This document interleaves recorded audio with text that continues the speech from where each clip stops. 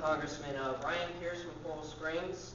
The only question I have for you is, I've been watching a lot of news lately, and all over the news, I've only heard sound bites of Republicans threatening government shutdown, all this government shutdown stuff. The only question I have for you is, what exactly is a government shutdown? Well,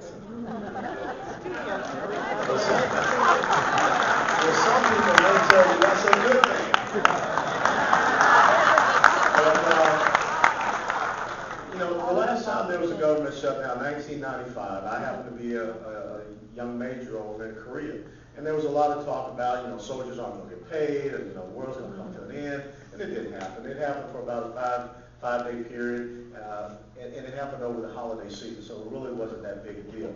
But what does happen is you're talking about certain federal government agencies not being out at full strength operating. Now, the thing is, a lot of people, you're hearing the fear-mongering rhetoric. You're hearing the blame game rhetoric.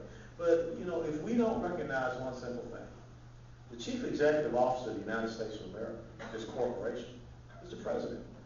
And what we do in the board of directors, we send recommendations over to the board of trustees, Senate, who then send that forward to the CEO.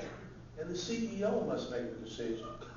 You cannot continue to, as the Washington Post said, punt it and kick the can down the road.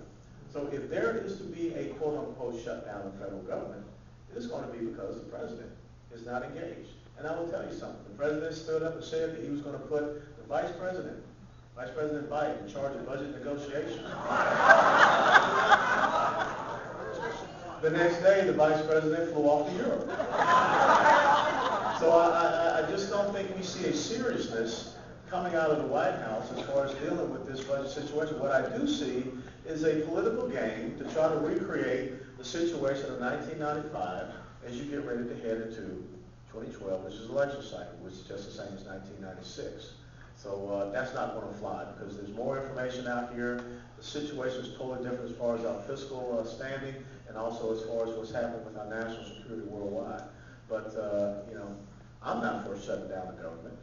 I am for effective and efficient constitutionally mandated government, reducing the size and scope of government so that we can create long-term sustainable economic and job growth. That's what I stand for.